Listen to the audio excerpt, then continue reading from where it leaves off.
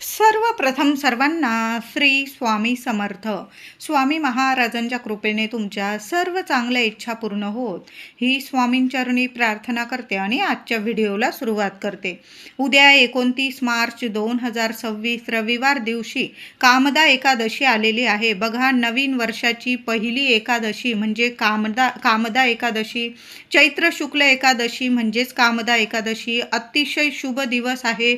एकादशी महिन्यातून दोनदा येते, एक शुक्ल एकादशी तर एक कृष्ण एकादशी.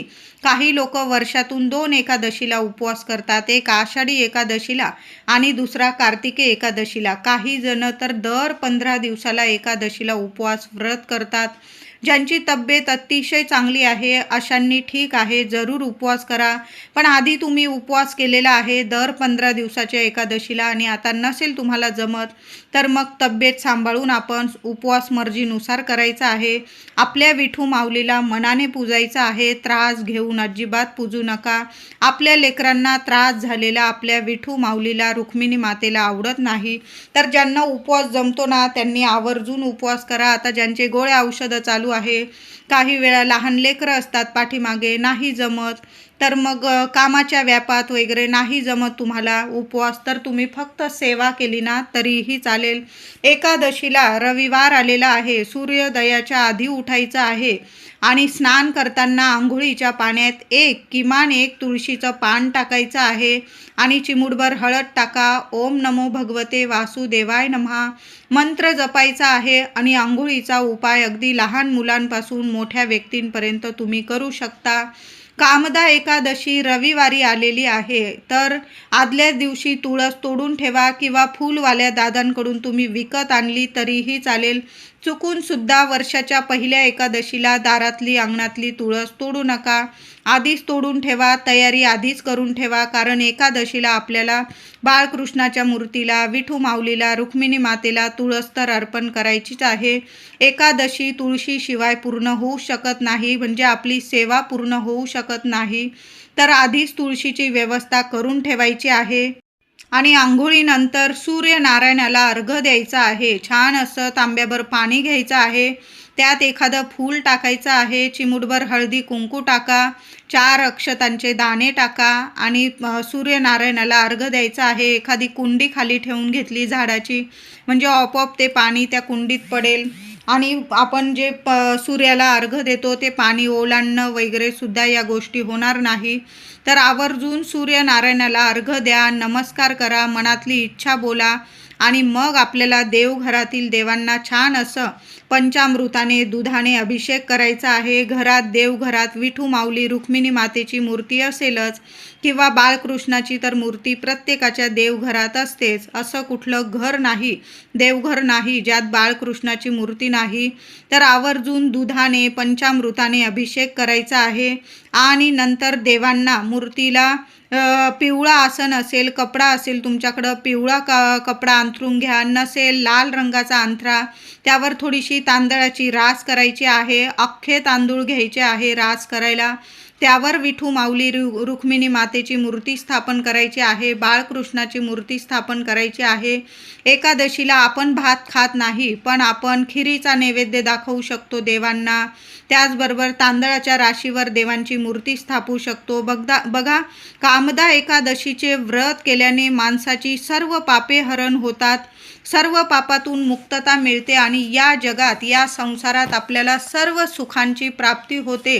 लक्ष्मी नारायणांची प्राप्ती होते. लक्ष्मी प्राप्ती, धनप्राप्ती, ऐश्वर्यप्राप्ती, आरोग्यप्राप्ती होते आणि मृत्यूनंतर मोक्षाची सुद्धा प्राप्ती होते. म्हणून कामदा एकादशीचं व्रत खूप सुंदर आहे, जरूर करा. उपवास जमला तर आवर्जून करा, नाही जमलं सेवा तर आपण करू शकतो. छान अशी देवघरात देवांची पूजा करा, तांदळाच्या राशीवर देवांची स्थापना करा. जेवढी तुळशीपत्र असतील ना तेवढी तुळशीपत्र उजव्या हाताने देवांना अर्पित करायची आहे. अगदी अभिषेक करता आलं तुळशीच्या पानांचा, चांगली पानं बघून घ्यायची आहे, ताटलीत काढून ठेवा स्वच्छ आणि ती एक एक पान, तुळशीचं पान घेऊन ओम नमो भगवते वासुदेवाय नमः, ओम नमो भगवते वासुदेवाय नमः किंवा ओम ह्रीं श्रीं लक्ष्मी वासुदेवाय नमः. पुन्हा सांगते, ओम ह्रीं श्रीं लक्ष्मी वासुदेवाय नमः.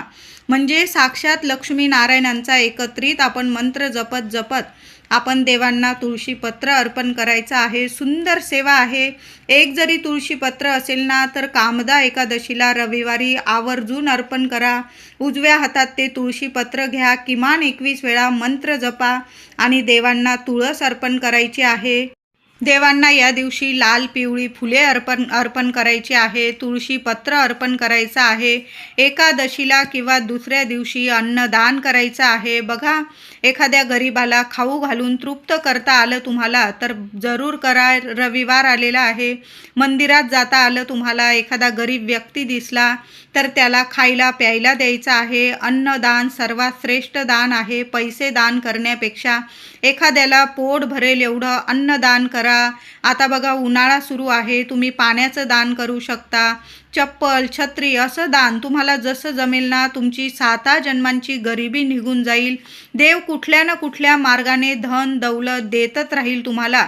म्हणून एकादशीच्या दिवशी ही सुंदर सेवा सुद्धा करा. देवघरात तर देवांची सेवा करू, पण आपण जेव्हा मंदिरात जाल ना, घराजवळ स्वामींचं मंदिर असेल तरी चालेल, तिथं जाऊन दर्शन घ्यायचं आहे. देवांना पिवळी फुलं, पिवळ्या रंगाची मिठाई, पिवळ्या रंगाची केळी असं जरूर म्हणजे देवांना नैवेद्य अर्पण करायचं आहे. आणि मंदिराबाहेर एखादा गोरगरीब असेल ना तर त्याला खायला प्यायला दान करा. चप्पल, छत्री, पिण्याचं पाणी, पिण्याचा माठ दान करता आला तुम्हाला एखाद्या ठिकाणी तर आवर्जून दान करा.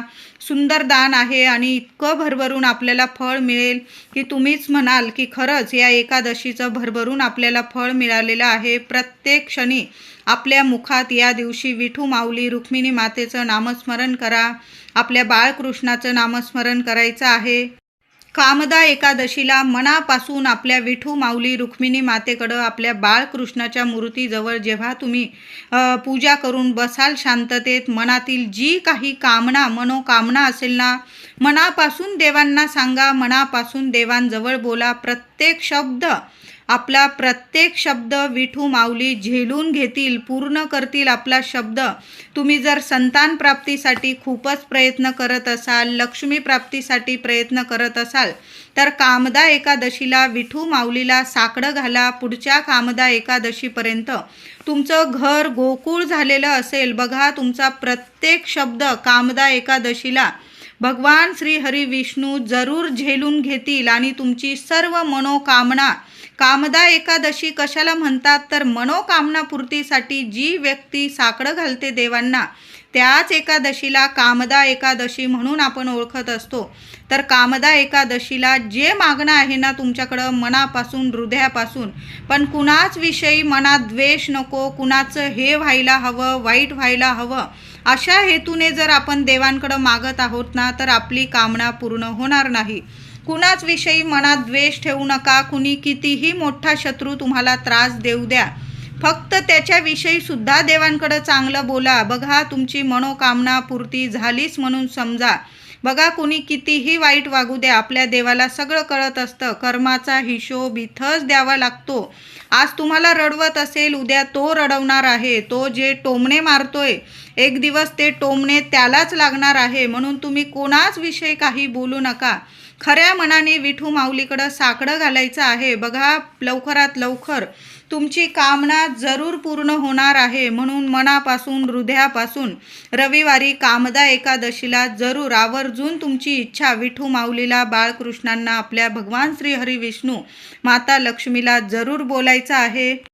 या दिवशी महिलांनो, रविवारी कामदा एकादशीला देवघरात माता लक्ष्मीची मूर्ती असेल, श्रीयंत्र असेल, तुमच्या कुलस्वामिनीचा टाक असेल, आवर्जून कुंकुमार्चन जरूर करायचं आहे. 11 वेळा करा, 21 वेळा करा, पण ओम श्रीं नमः या मंत्राचा जप करा आणि माता लक्ष्मीच्या मूर्तीवर कुंकुमार्चन जरूर करा. आपण भगवान श्री हरी विष्णूंची सेवा करत आहोत. माता लक्ष्मीच्या सेवेशिवाय ती सेवा पूर्ण होऊ शकत नाही. आणि जिथं माता लक्ष्मीची सेवा करतो आणि भगवान विष्णूची सेवा जर होत नसेल तर माता लक्ष्मी प्रसन्न होत नाही. म्हणून एकत्रित सेवा करायची आहे. भगवान श्री हरी विष्णूंची पण सेवा करा, माता लक्ष्मीची सुद्धा सेवा करा. आणि या दिवशी महिलांनो लवकर उठून आंघोळीनंतर जशी आपण सूर्यनारायणांची सेवा करणार आहोत ना, तसंच घरात दारात अंगणात तुळस लावलेलीच असते, तर तुळशीची सुद्धा सेवा करा. चमचाभर दूध अर्पण करायचं आहे, चिमूटभर हळद अर्पण करा. कामदा एकादशीला मनातली कामना बोलून तुळशी मातेला सुद्धा हळदी कुंकू फुलं अक्षता वाहून ओम नमो भगवते वासुदेवाय नमः 21 वेळा मंत्र जपा. तुमच्या मनातील मनोकामना बोला आणि नमस्कार करा, दंडवत घाला. नमस्कार करा तुळशी मातेसमोर. भगवान श्री हरी विष्णूंचं नामस्मरण करून बघा, लक्ष्मी पावलीच समजा तुम्हाला. तुमच्या घरातलं सर्व दुःख दारिद्र्य दूर होईल आणि तुमच्या सर्व मनोकामना जरूर पूर्ण करतील. साक्षात लक्ष्मी नारायण येतील आणि तुमच्या इच्छा पूर्ण करतील. म्हणून या दिवशी तुळशी मातेची सुद्धा सेवा करा, लक्ष्मी नारायणांची सेवा करा. घरात विष्णू सहस्त्र नामावली सकाळी किंवा संध्याकाळी तुम्ही यूट्यूबवर ऐकला, श्रवण केलं तरीही चालेल. आता तुमचं पाठ आहे, आवर्जून देवघराजवळ बसा. दिवा अगरबत्ती एक दिवा तर आपण अखंड कामदा एकादशीला प्रत्येक महिलांनी दादांनी आपल्या देवघरात एक अखंड दिवा लावून ठेवा. तेलाचा लावा, तुपाचा लावा, नियम नाही. त्या दिव्यात थोडीशी चिमूटभर हळद टाकायची आहे, आवर्जून टाका. सोन्यासारखं भाग्य तेजस्वी होणार आहे मुलाबाळांचं आणि आपलं सुद्धा. तर आवर्जून चिमूटभर हळद टाका, 2 लवंग टाका, 1 कापराचा तुकडा टाका. आपल्या दिव्याखाली काहीतरी आसन म्हणजे एखादी ताटली ठेवा किंवा थोडीशी तांदळाची फुलांची रास जरी केली चालेल, त्यावर दिवा ठेवायचा आहे. दिव्याची हळदी कुंकू फुलं वाहून पूजा करा आणि तुमची कामना बोलून, मनातली इच्छा बोलून मग दिवा प्रज्वलित करायचा आहे. लक्ष्मी नारायणांचा मंत्र जपा आणि दिवा प्रज्वलित करायचा आहे. दिव्याच्या साक्षीने घरात, देवघरात लक्ष्मी नारायणांची सेवा करायची आहे. म्हणून सकाळी सहज महिलांनो कामदा एकादशीला असा एक अखंड दिवा जरूर लावून ठेवा. जास्तीचं तेल तूप टाकून ठेवायचं आहे, म्हणजे दिवा एक दिवस तरी पूर्ण चालू राहील. बघा, देवांची सेवा करत आहोत, दिव्याच्या साक्षीनेच करायची आहे. त्याचबरोबर मुख्य दाराशी सुद्धा दोन्ही वेळेला जमलं तर दोन्ही वेळेला कामदा एकादशीला माता लक्ष्मीच्या स्वागतासाठी दिवे लावून ठेवा. नाही जमलं किमान संध्याकाळी तरी जरूर लावा. देवांना गुळाचा नैवेद्य दाखवा किंवा तुम्ही खीर वगैरे बनवलेली असेल, शिरा बनवलेला असेल, केळीचा नैवेद्य दाखवू शकता. त्यावर सुद्धा एक तुळशीपत्र जरूर ठेवायचं आहे. भगवान श्री हरी विष्णू नैवेद्य तेव्हा स्वीकारतात जेव्हा त्यावर एक आपण तुळशीपत्र ठेवत असतो, त्याशिवाय आपला नैवेद्य पूर्णत्वात येत नाही. म्हणून एक तुळशीचं पान, जरी गुळाचा नैवेद्य दाखवाल किंवा फळांचा, त्यावर एक तुळशीचं पान ठेवायचं आहे. घराजवळ जर एखादं पिंपळाचं झाड भेटलं महिलांनो दादांनो, भेटलं काय असेलच बघा, शोधा. पिंपळाचं झाड प्रत्येक ठिकाणी मिळून जाईल तुम्हाला. शोधलं तर देवसुद्धा भेटतो. पिंपळाचं झाड जरूर भेटेल तुम्हाला. तर बरोबर जाताना एक गाईच्या तुपाचा दिवा बरोबर घेऊन जायचा आहे. आता गाईच्या तुपाचा दिवा नसेल, जो दिवा असेल तुमच्याकडं, मग तेलाचा तुपाचा चालेल, पण दिवा घेऊन जायचा आहे. मातीची पंती असेल घेऊन जा बरोबर. एखादा गुळाचा खडा घेऊन जा. बाटलीत वगैरे तुम्ही पाणी घेऊन गेला, लांब राहत असाल तर, किंवा तांब्या भरून पाणी घेऊन जा. पिंपळाला थोडं पाणी अर्पण करायचं आहे. पिंपळाखाली एक दिवा लावा. लक्ष्मी नारायणांचा मंत्र जपा. एक दिवा तुमची कामना मनोकामना बोलून एक दिवा पिंपळाखाली लावा. एक गुळाचा खडा एखाद्या कागदावर किंवा पिंपळाच्या पानावर तिथं ठेवून द्यायचा आहे.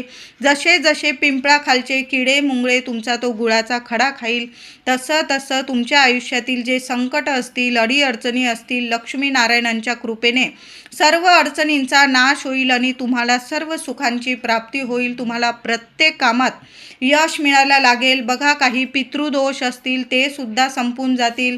घरात लग्न कार्य, शुभ कार्य घडून येतील. संतान प्राप्ती होईल, लक्ष्मी प्राप्ती होईल, धनप्राप्ती होईल. कामात, सगळ्या कामात तुम्हाला यश प्रगती मिळायला लागेल.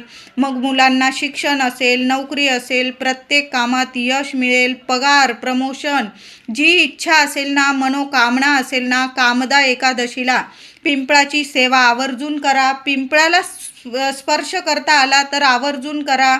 शनिवारी आपण पिंपळाला स्पर्श करतो, पण एकादशीला तुम्ही पिंपळाला स्पर्श करू शकता.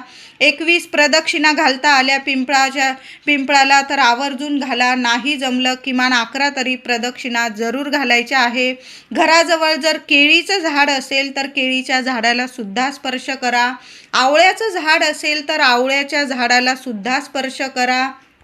तर कामदा एकादशीला, वर्षाच्या पहिल्या एकादशीला जेवढे उपाय सेवा होतील ना महिलांनो, दादांनो, आवर्जून करायचं आहे. पिंपळ पूजन तर आवर्जून करा. पिंपळाचं झाड नसेल, आवळ्याचं असेल, आवळ्याच्या झाडाला स्पर्श केला, दिवा लावला, गुळाचा खडा ठेवला तरीही चालेल.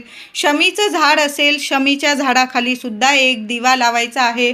थोडी 2 शमीची पानं मिळाली तर आवर्जून बाळकृष्णांना जशी तुळस अर्पण करू ना, तशी शमीपत्र सुद्धा अर्पण करू शकता तुम्ही. कामदा एकादशीला तुमच्या मनातील इच्छा बोला आणि 2 का होईना शमीची पानं भगवान श्री हरी विष्णूंना आवर्जून अर्पण करा. सर्व पापातून मुक्तता मिळेल आणि तुमच्या सर्व मनोकामना जरूर पूर्ण होतील.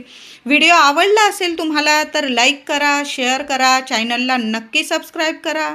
धन्यवाद.